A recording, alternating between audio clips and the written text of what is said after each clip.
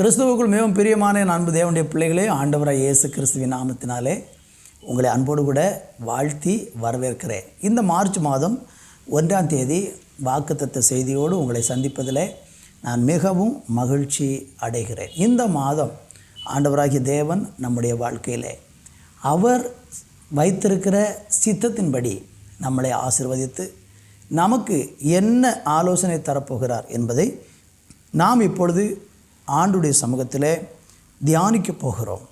சங்கீதங்களின் புஸ்தகம் 126 அதனுடைய 5 வாசிக்கும் பொழுது, கண்ணீரோடு விதைக்கிறவர்கள் கம்பீரத்தோடு அறுப்பார்கள், அள்ளி தூவும் விதையை சுமக்கிறவர்கள் அழுது கொண்டு போகிறான், ஆனாலும் தான் அறுத்த அரிகளை சுமந்து கொண்டு கம்பீரத்தோடு திரும்பி வருவான்.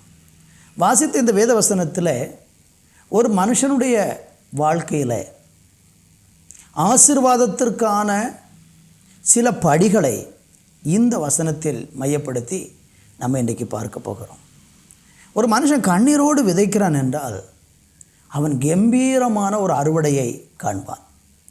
வேதம் சொல்லுகிறது, நம்ம பூமியில் எதை விதைக்கிறோமோ அதைத்தான் நாம் அறுப்போம் என்று தான் ஆண்டவர் சொல்கிறார். நன்மையை விதைத்தால் நன்மை அறுப்போம், தீமையை விதைத்தால் விளைவாக தீமையைத்தான் அறுக்க முடியும். என்னென்ன விதையை நம்ம போடுறோமோ அந்த விதை தான் முளைத்தெழும்போம். நாம் கோதுமையை விதைத்தால் கோதுமையைத்தான் அறுக்க முடியுமே தவிர நாம் அங்கே நெல்லை அறுக்க முடியாது. ஆண்டவராகிய தேவன் சொல்லுகிற காரியம் என்ன? ஒரு மனுஷன் கண்ணீரோடு விதைக்கும்போது அவன் கம்பீரத்தோடு அறுப்பான் என்கிறதை இந்த வார்த்தை நமக்கு நினைவுபடுத்துகிறது. ஒரு மனுஷன் கண்ணீரோடு உண்மையாக நேசித்து அன்போடு விதைக்கும்போது அவனுக்கு வருகிற ஆசீர்வாதங்களை குறித்து இன்றைக்கி நம்ம பார்க்க போகிறோம். ஆதியாகம புஸ்தகத்தில் 26ஆம் அதிகாரத்தில் 12, 13 ஆகிய 2 வசனங்களை நம்ம வாசிக்கும்போது, ஈசாக்கு அந்த நாட்களில் விதைத்து அவன் எப்படி ஆசீர்வதிக்கப்பட்டான் என்பதை நான் வாசிக்கிறேன். ஈசாக்கு அந்த தேசத்தில் விதை விதைத்தான், கர்த்தர் அவனை ஆசீர்வதித்ததினால் அந்த வருஷத்தில் 100 மடங்கு பலன் அடைந்தான். அவன் ஐஸ்வர்யவனாகி வர விருத்தி அடைந்து மகா பெரியவனானான். அன்பு தேவப்பிள்ளைகளே, ஈசாக்கை குறித்து இங்கே வேதம் நமக்கு சொல்லுகிறது. அவன் அந்த நாளில் கேராரூரில் போய் அவன் குடியிருக்கிறான். அவனுடைய தகப்பனாகிய ஆபிரகாம் அந்த கேராரூரில் துறவுகளையெல்லாம் வெட்டி ஒரு காலத்தில் ரொம்ப ஆசீர்வாதமாக இருந்தான். அந்த கேராரூனுடைய ராஜா அபிமெலேக் என்பவன் இந்த ஆபிரகாமுக்கு சுதந்திரமாக அந்த ஊரில் கொஞ்சம் நிலத்தையும் இடங்களை எல்லாம் கொடுத்திருந்தான். காலங்கள் கழிந்த போது ஆபிரகாம் அங்கேருந்து குடிபெயர்ந்தார். ஈசாக்கு இப்போ என்ன செய்கிறார்னா, ஒரு பஞ்சமான சூழ்நிலையில், அதாவது ஆபிரகாமின் நாட்களில் உண்டானது போல் ஒரு பஞ்சம். நீங்கள் அதனுடைய 12ஆம் அதிகாரத்தில் 20 படிச்சிங்கன்னா ஒரு பஞ்சம் ஆபிரகாமுக்கு வருகிறது. அந்த காலத்தில் தான் ஆபிரகாம் அங்கே செல்லுகிறதை நம்ம பார்க்க முடிகிறது. அப்படி ஆபிரகாம் அந்த இடத்துல போய் பஞ்சம் பிழைக்கும்போது அங்கே கிடைத்ததான நிலங்கள், இடங்கள் எல்லாத்தையும் அங்கே விட்டு வந்து விட்டான். ஆனால் ஈசாக்கு இப்போ பஞ்சம் வந்தோடனே தேசத்துக்கு போகிறார். அங்கே போனோடனே அவன் விதைச்ச உடனே அவன் அந்த வருஷத்தில் 100 மடங்கு பலன் அடைந்தான். எனக்கு கேட்குற அருமையானவர்களே, நம்முடைய வாழ்க்கையில் நம்ம 100 மடங்கு பலன் வேணும்னு தான் ஒவ்வொரு வேலைகளையும் செய்கிறோம். ஒரு தொழிலாகட்டும், ஒரு வியாபாரமாகட்டும், ஒரு ஊழியமாகட்டும், எந்த ஒரு காரியமானாலும் எனக்கு 100 மடங்கு நான் விதைக்கிறதுக்கு அப்படியே 100 மடங்கு எனக்கு பலன் வேணும்னு சொல்லி நிறைய பேர் 100க்கு 100 நான் வெற்றி பெறணும் அப்படின்னு எடுக்கிற முயற்சிகள் ஏராளம் உண்டு. ஆனால் அந்த முயற்சியில் எல்லோரும் வெற்றி பெறுகிறது இல்லை. 50 அளவு, 20 அளவு, 30 அளவெல்லாம் பலன் பெறுகிறவங்க இருக்கிறாங்க. ஆனால் 100 மடங்கு பலன் பெறுகிறவங்க நிறைய பேர் இன்றைக்கு இல்லை. இந்த மாதத்தில் கர்த்தர் உங்களுக்கு சொல்கிறாரு, நீங்கள் இந்த நாட்களில் 100 மடங்கு பலனை அடையும்படிக்கான ஒரு ஆலோசனையை இந்த நாள் நம்ம தியானிக்க போகிறோம். ஆபிரகாமுடைய வாழ்க்கையில் எப்படி அந்த ஆசீர்வாதம் இருந்ததோ அதே ஆசீர்வாதம் ஈசாக்குடைய வாழ்க்கையிலையும் வருகிறதை பார்க்கிறோம். இந்த ஈசாக்கு இந்த 100 மடங்கு பலன் அடையும் போது விடாமுயற்சி, அவனுடைய வாழ்க்கையில் அவன் விதைக்கிறதுல விடாமுயற்சி, அந்த பலனை அடைவதில் விடாமுயற்சி எடுக்கிறதை பார்க்க முடிகிறது. என்னை கேட்டுக்கொண்டிருக்க அருமையானவர்களே, உங்கள் வாழ்க்கையில் நீங்கள் 100 மடங்கு பலனை எதிர்பார்க்குறீங்கன்னா ஒரு விடாமுயற்சி இந்த நாளில் தேவைப்படுகிறது.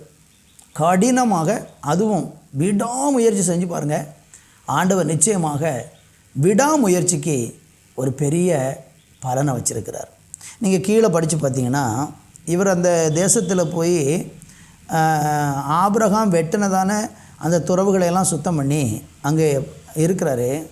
உடனே அந்த ஊர்க்காரங்கள்லாம் இவன் மேலே என்ன செய்கிறாங்கன்னா பொறாமை கொண்டு அவனை என்ன செஞ்சுறாங்கன்னா, அவன் ஆபிரகாம் அவனுடைய நாட்களில் அவங்க வேலைக்காரர் வெட்டினதான அந்த துறவுகளெல்லாம் அவங்க மண் அள்ளி தூர்த்து போட்டு விட்றாங்க. ஈசாக்கு உடனே சோர்ந்து போய் என்ன செய்கிறது அப்படின்னு துறவை வெட்டுவதை அவன் நிறுத்தவே இல்லை. இன்னும் நீங்கள் படித்து பார்த்தீங்கன்னா 18 வசனத்தில் போட்டிருக்கு, தன் தகப்பனாகி ஆபிரகாம் நாட்களில் வெட்டினவைகளும் ஆபிரகாம் மரித்த பின் பெலிஸ்தர்கள் தூர்த்து போட்டதுமான துறவுகளை மறுபடியும் தோண்டி தன் தகப்பன் அவைகளுக்கு இட்டிருந்த பேரின்படியே அவைகளுக்கு பெயரிட்டான் என்று பார்க்கிறோம்.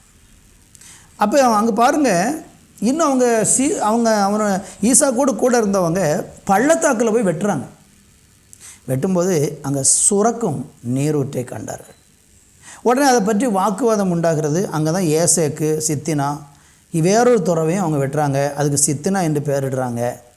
அடுத்து ஒரு துறவை, 3வது துறவை வெட்டும்போது அதில் வாக்குவாதம் அவங்க பண்ணலை. அதனால் அந்த இடத்துக்கு ரெகபோத் என்றும் பெயர் வைக்கிறதை பார்க்கும். அப்போ ஈசாக்கு சொல்கிறாரு, நாம் அதாவது 22 வசனத்தில் நாம் தேசத்தில் பழுகும்படி இப்பொழுது கர்த்தர் நமக்கு இடம் உண்டாக்கினார் என்று சொல்லி அதற்கு ரெகபோத் என்று பெயரிட்டான். என்னை கேட்கிற அருமையானவர்களை, ஒரு முறை வெட்டுகிறான் தூர்த்து போடுகிறார்கள், மறுபடியும் வெட்டுகிறான் தூர்த்து போடுகிறார்கள். இப்படி அவனை அந்த தேசத்தை விட்டு எப்படியாவது துரத்தலாம் என்று முயற்சி பண்ணினாலும் அந்த ஈசாக்கினுடைய விடாமுயற்சி, தேவனை சார்ந்து கொண்டு எடுக்கிற விடாமுயற்சி அவனுக்கு ஒரு பெரிய வெற்றியை கொண்டு வந்தது. இன்றைக்கி நீங்கள் விதைச்சிருக்கிறீங்க, முயற்சி எடுக்கிறீங்க, தொழிலில், வியாபாரத்தில், வேலையில், குடும்பத்தில், ஊழியத்தில், உங்களுடைய தனிப்பட்ட வாழ்க்கையில் பல முயற்சிகளை எடுத்துட்டீங்க. 1-2 தடவை முயற்சி எடுத்துகிட்டு சோர்ந்து போயிருக்கீங்களா? நான் சொல்கிறேன், நீங்கள் சோர்ந்து போயிடாதீங்க. திரும்ப திரும்ப முயற்சி எடுங்க. ஆண்டவர் உங்களுக்கு ஒரு ஆலோசனை சொல்லி உங்களை ஆண்டவர் வாக்குத்தத்தம் பண்ணி ஒரு இடத்துல கொண்டு போயிருக்கிறாரு. தேவனுடைய ஆலோசனையை கேட்டு ஒரு ஊழியத்தை ஆரம்பிச்சிருக்கிறீங்க. தேவனுடைய ஆலோசனையை கேட்டு ஒரு வீட்டை கட்ட ஆரம்பிச்சிருக்கிறீங்க. தேவனுடைய ஆலோசனையை கேட்டு ஒரு திருமணத்துக்கான முயற்சிகள் எடுக்கிறீங்க. நீங்கள் எது செய்தாலும் அதில் சில பின்னடைவுகள் வந்த உடனே அது நிறுத்திவிடக்கூடாது. கர்த்தர் தெளிவாக நமக்கு வெளிப்படுத்தி இதுதான் உனக்கு கொடுத்த காரியம்னு சொல்லியிருந்தார்னா அதில் தடை வரத்தான் செய்யும். ஆனால் நீங்கள் என்ன செய்யணும்னா விடாத முயற்சி பண்ணணும். போராடி நாம் ஸ்தோத்திரம் முயற்சி பண்ணும்போது ஒரு பெரிய அறுவடையை நம்மளால் காண முடியும். நீங்கள் 1 ராஜாக்களின் புஸ்தகத்தில் வாசிக்கும்போது எலியாவை குறித்து நம்ம சில காரியங்களை பார்க்க முடியும். எலியா அந்த நாட்களில் என்ன பண்ணார்னா, ஸ்தோத்திரம் தேசத்தில் மழை பெய்யாது என்று சொல்லி அவர் ஜெபம் பண்ணி சொல்லிட்டார். நான் சொல்லாமல் தேசத்தில் இனி மழையாகிலும் பனியாகிலும் பெய்வதில்லை அப்படின்னு அவர் தேவ சமூகத்தில் தீர்க்க தரிசனமாக சொல்லியிருக்கிறார். அதே மாதிரி தேசத்தில் 3 வருடமும் 6 மாதமும் மழையே பெய்யலை. கடைசியில் அவர் கர்மேல் மலையில் அவருடைய ஊழியத்தை நிறைவேற்றிட்டு 18ஆம் அதிகாரத்தில் அவர் என்ன செய்கிறாருன்னா, அந்த கர்மேல் மலையில் போய் உட்காந்து ஜெபம் பண்ணிகிட்ருக்கிறார். அங்கே போய் ஜெபம் பண்ணி கொண்டு இருக்கும் பொழுது என்ன செய்கிறார் என்றால், தேசத்தில் மழை வருகிறதா என்று பார்க்கும்படி அவனுடைய உடன் ஊழியரை அனுப்பி, நீ போய் கடற்கரையில் போய் பாரு, சமுத்திர முகமாக பாரு, மேகம் தெரிகிறதா. அவன் ஒரு முறை போய் பார்க்குறான், பார்த்துட்டு மேகம் வரலை. உடனே சொல்கிறான், எஜமானே மேகத்தை காணும் அப்படி சொன்ன உடனே அவருக்கு இரைச்சலுடைய சத்தம் ஏற்கனவே கேட்டிருக்குது, மழையினுடைய இரைச்சல் சத்தம். ஒரு வெளிப்பாடு கிடச்சிருக்குது. அந்த வெளிப்பாடை மனதில் வைத்துக்கொண்டு அப்போ கர்த்தர் மழையை கண்டிப்பாக பெய்ய பண்ண வேண்டிய நேரம் வந்துட்டு, ஆனால் மேகம் இல்லை. ஒரு முறை ஜெபிக்கிறார், 2 முறை ஜெபிக்கிறார், 3 முறை ஜெபிக்கிறார். 6 முறை முழங்கால் படி இட்டு தரையில் தன்னுடைய தலை தன்னுடைய முழங்காலில் பட குனிந்து அவர் ஜெபம் பண்ணுறார். 6 முறை ஜெபம் பண்ணிட்டும் பதில் வரல. 7வது முறை ஜெபத்திற்கு ஒரு பதில் வருகிறது. ஸ்தோத்திரம். சமுத்திரத்திலிருந்து ஒரு மனுஷனுடைய உள்ளங்கை அத்தனை சிறிய மேகம் எழும்புகிறதாக அவனுடைய உடன் ஊழியர் சொல்கிறார். அப்போ ஒரு முறை ஜெபித்து மேகம் தெரியல, 2 முறை ஜெபித்து மேகம் தெரியல, ஆனால் விடலை, ஜெபத்தை விடலை. 7 முறை ஜெபித்து மேகத்தை கண்டு பெரிய ஒரு மழை தேசத்தில் உண்டாயிற்று. இந்த வார்த்தையை கேட்டுக்கொண்டிருக்கிற அருமையானவர்களே, இந்த மார்ச் மாதத்தில் நீங்கள் ஒரு பெரிய மழையை பார்க்கணும், ஒரு பெரிய ஆசீர்வாதத்தை பார்க்கணும், வறட்சி எல்லாமே போச்சு, என்ன பண்ண போகிறேன்னு தெரியாமல் தவிச்சு கொண்டிருக்கிறீங்களா? நீங்கள் கலங்க வேண்டாம். உங்கள் ஜெபத்தை விடாதீங்க. 1 முறை அல்ல, 2 முறை அல்ல, 3 முறை அல்ல, 4 முறை அல்ல. நீங்கள் தொடர்ந்து உங்கள் ஜெபத்தை விட்டுறாதீங்க. அந்த ஜெபத்தை செய்து கொண்டே இருங்க. கர்த்தர் உங்களுக்கு ஒரு பெரிய மழையை பெய்ய பண்ண போகிறார். தேவனுக்கு மகிமை செலுத்துங்க. கர்த்தர் ஒரு பெரிய மழையை உங்களுக்கு பெய்ய பண்ண போகிறார்.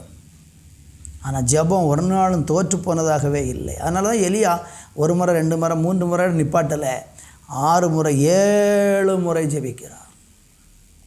உங்கள் ஜெபம் ஒரு நாளும் வீணாகாது. உங்கள் வீட்டில் குடும்பம் ரட்சிக்கப்படலையா? கணவர் ரட்சிக்கப்படலையா? பிள்ளைகளுடைய வாழ்க்கையில் மாற்றம் இல்லையா? சரீரத்தில் வியாதி இன்னும் பூரணமாக சுகமடையலையா? தொழிலுக்காக போராடி கொண்டிருக்கீங்களா? நீங்கள் எதுக்காக போராடணும்? உங்கள் முழங்கால விட்டுறாதீங்க, உங்கள் ஜெபத்தை விட்டுறாதீங்க. உங்கள் ஜெபம் பெரிய வெற்றியை உங்களுக்கு கொண்டு வரும். அப்போது ஒரு மனுஷனை தொடர்ந்து முயற்சி செய்யும்போது அறுவடையை காண முடிகிறது. அடுத்து 2வது பார்க்கும்போது, என்ன தான் நம்ம முயற்சி பண்ணினாலும், இப்படி ஜெபத்தில் எல்லாத்திலும் நம்ம முயற்சி பண்ணாலும், பைபிள் சொல்லுகிறது ஒரு மனுஷனுடைய வாழ்க்கையில் விளைச்சலை கொண்டு வருவது யார் அப்படின்னு பார்த்தீங்கன்னா, 1 கொரிந்தியர் 3ஆம் அதிகாரத்தில் 6-7 வசனங்களை நான் உங்களுக்காக வாசிக்கிறேன். பவுல் சொல்கிறாரு, நான் நட்டேன், அப்போலோ நீர் பாய்ச்சினான், தேவனே விளைய செய்தார். அப்படி இருக்க நடுகிறவனும் ஒன்றுமில்லை, நீர் பாய்ச்சுகிறவனும் ஒன்றுமில்லை, விளைய செய்கிற தேவனாலே எல்லாம் ஆகும். நம்ம என்ன தான் முயற்சி பண்ணாலும், முயற்சி பண்ணாமல் இருக்கக்கூடாது, முயற்சி பண்ணிக்கிட்டே இருக்கணும்.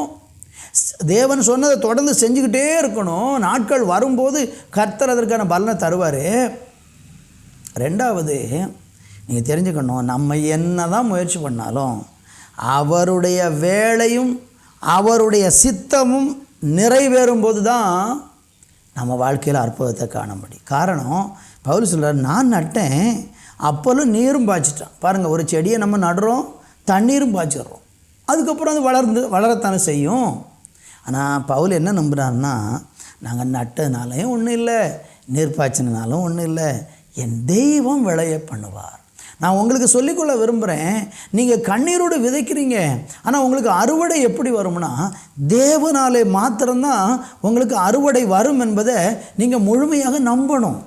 நிறைய பேர் என்ன செய்கிறாங்கன்னா, முயற்சி முயற்சி என்று சொல்லிக்கொண்டு தங்களுடைய சொந்த முயற்சியில் சொந்த பலத்தையே நம்பி நாடி ஓடிக்கிட்டு இருக்கிறாங்க. அதனால் நிறைய பேருக்கு விளைச்சலை காண முடியலை. நான் 100க்கு 120 தடவை முயற்சி பண்ணுறையா, ஆனாலும் வெற்றி கிடைக்கலன்னு சொன்னால், ஒன்று தெரிந்து கொள்ளணும், நீங்கள் ஒரு பக்கம் முயற்சி எடுத்தாலும் ஒரு சத்தியத்தை நீங்கள் மறந்துடக்கூடாது. என் தெய்வத்தால் தான் நான் முயற்சி பண்ணதும் நடக்குங்கிறத பூரணமாக நம்பணும். பவுல் 2 கொரிந்தியர் 3:5 சொல்கிறார், எங்களால் ஏதாகிலும் ஆகும் என்பதைப் போல ஒன்றும் யோசிக்கிறதற்கு நாங்கள் எங்களாலே தகுதியானவர்கள் அல்ல.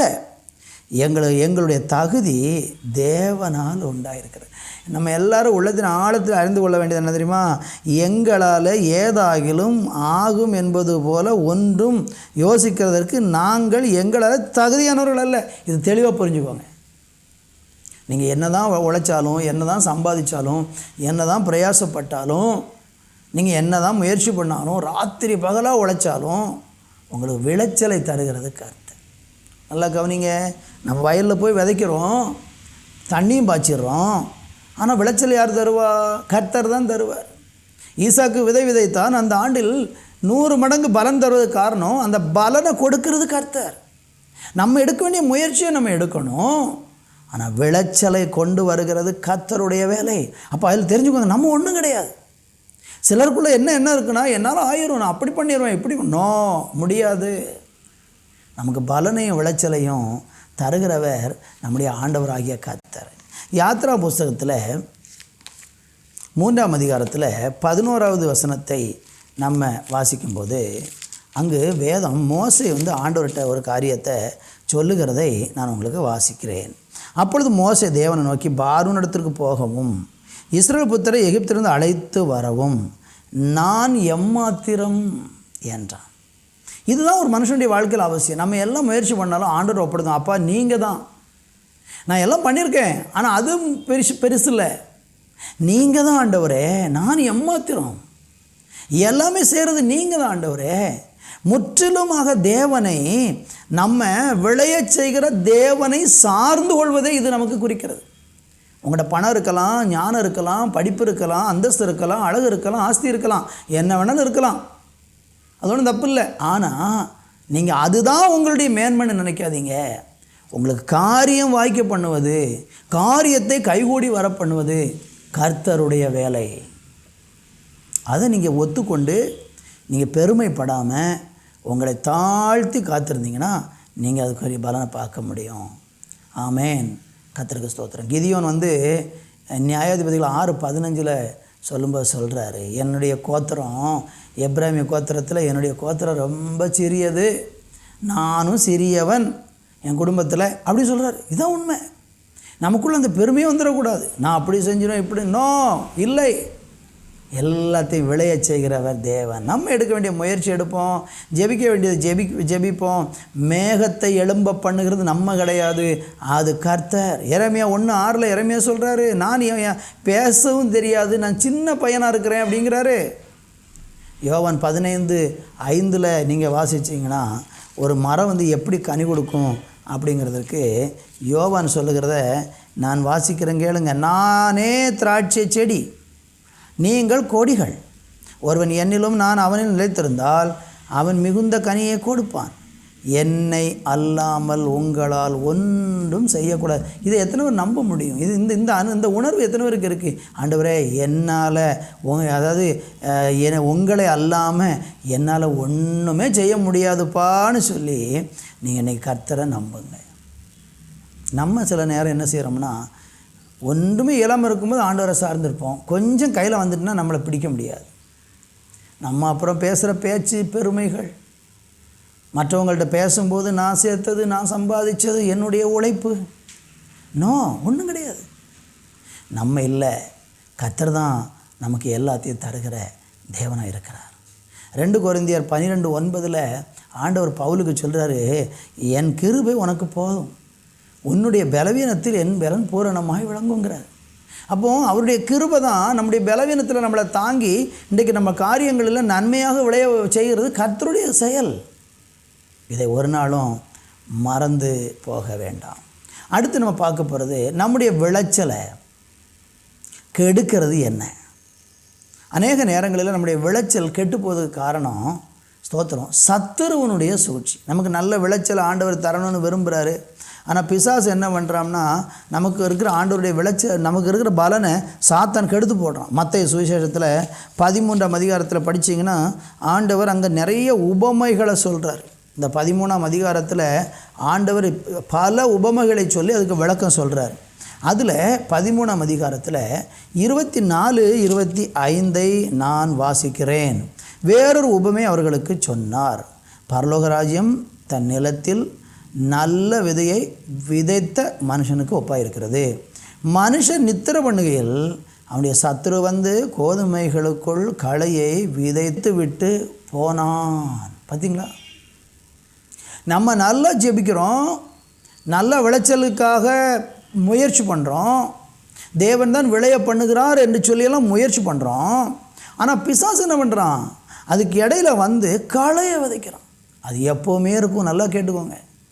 நீங்கள் ஒரு முயற்சி எடுத்து தேவனுடைய நாமத்தில் நீங்கள் ஒரு முயற்சி எடுக்கும்போது உங்கள் முயற்சியை, உங்கள் ஜெபத்தை, உங்களை சோர்வுபடுத்துறதுக்கு பிசாசு அநேக நேரங்களில் ரொம்ப தந்திரமாக வந்து உள்ளே வந்து களையை யார் மூலமாகிலும் ஒரு நல்ல காரியத்துக்குள்ளே களையை விதைச்சிட்டு போயிடும். ஒரு திருமணமாகட்டும், ஒரு தொழிலாகட்டும், அதில் ரொம்ப கவனமாக இருக்கணும். பிசாசு எப்படி எந்த வழியில் வருவான்னு நம்ம புரிஞ்சுக்கிட முடியாது.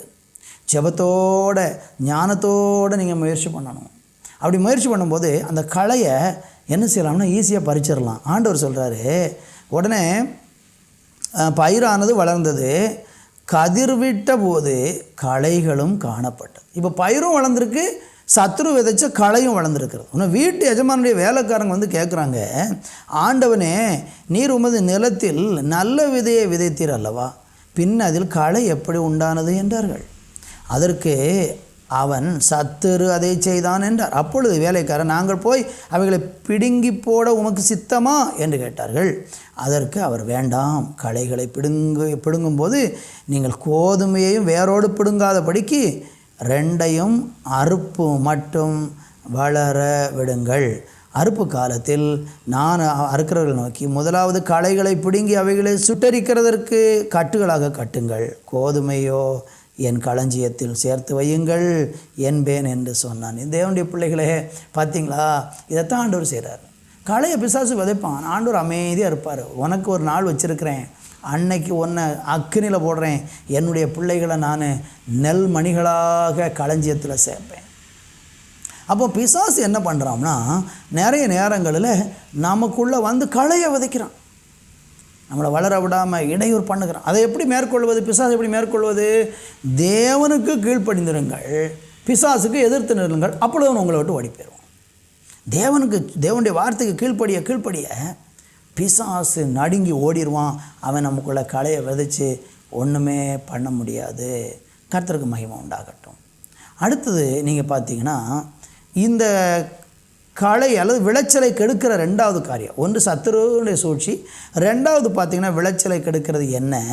நமது பாவங்கள், நம்முடைய பாவம். உபாகம புத்தகம் 28:33 நீங்கள் படித்தீங்கன்னா, 28ஆம் அதிகாரம் ரொம்ப விசேஷமான ஒரு அதிகாரம் உபாகம புத்தகத்தில்.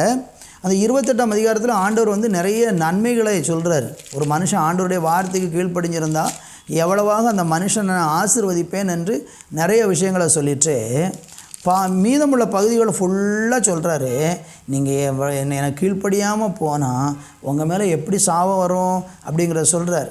33 உன் நிலத்தின் கனியையும் உன் பிரயாசத்தின் எல்லா பலனையும் நீ அறியாத ஜனங்கள் புசிப்பார்கள், நீ சகல நாளும் ஒடுக்கப்பட்டும் நொறுக்கப்பட்டும் இருப்பாய், உன் கண் காணும் காரியங்களிலே மதிமயங்கி போவாய்.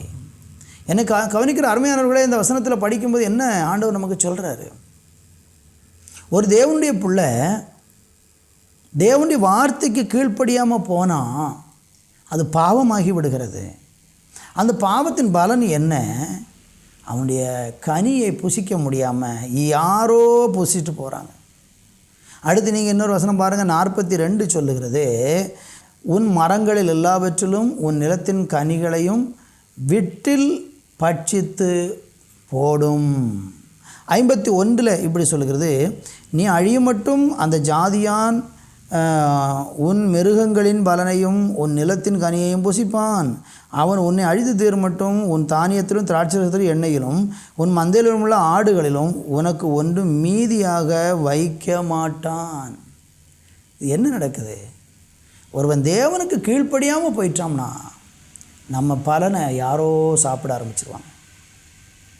உங்கள் அறுவடையை நீங்கள் அறுத்து முயற்சி பண்ணி விதை விதைத்து அப்புறம் நீர் பாய்ச்சி ஆண்டவர்கிட்ட ஜெபம் பண்ணி வாங்கி கொண்ட நன்மைகளெல்லாம் எப்படி இழப்பாகுது? பாவத்தின் நிமித்தம். ஒரு மனுஷன் பாவத்தில் வாழ்ந்துக்கிட்டே இருக்கான்னா அவனுடைய பலனை வேறு யாரோ தான் சாப்பிடுவாங்க.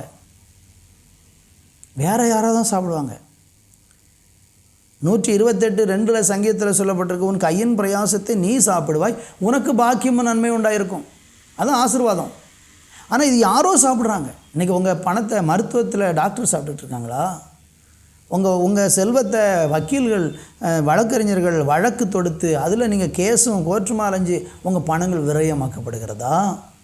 திடீர்னு நஷ்டங்கள் ஏற்படுகிறதா? யாரோ உங்கள் பொருட்களை அபகரிக்கிறாங்களா? இதெல்லாம் என்ன காரணம்?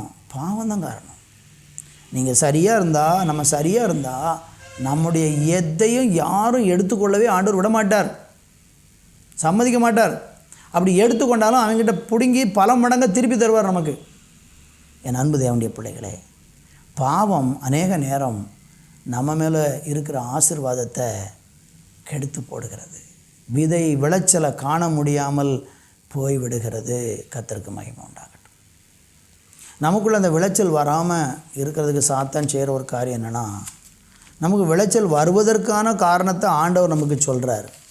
நீங்கள் லூக்கா சுவிசேஷத்தில் 8ஆம் அதிகாரத்தில் படித்தீங்கன்னா, ஆண்டவர் விதைக்கிறவனை குறித்த ஒரு உபமைய ஆண்டவர் சொல்லுகிறதை பார்க்கிறோம்.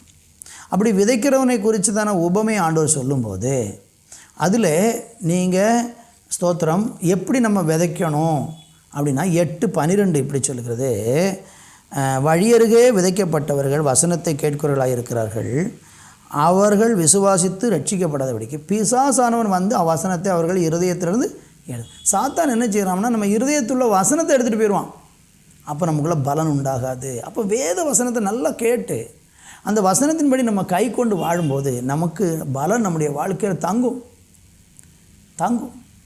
உங்கள் ஆசீர்வாதம் உங்கள்கிட்ட தங்கும். வேதத்தை மறந்துடாதீங்க. தனவும் அந்த வசனத்தை உண்மையாக அதில் ஆண்டவர் சொல்ல, நல்ல நிலத்தில் விதைக்கப்பட்டவன் 15 நல்ல நிலத்தில் விதைக்கப்பட்டவர்கள் வசனத்தை கேட்டு அதை உண்மையும் செம்மையுமான இதயத்தில் காத்து பொறுமையுடன் பலன் கொடுக்கிறவர்களாக இருக்கிறார்கள். இருதயத்தில் காத்து. இந்த வாரம் ஞாயிற்றுக்கிழமை கேட்ட பிரசங்கம் நம்ம இன்றைக்கி ஞாபகம் இருக்குதா? இன்னைக்கு காலைல வேதத்தை படித்த அந்த வசனம் நமக்கு நினைவு இருக்குதா?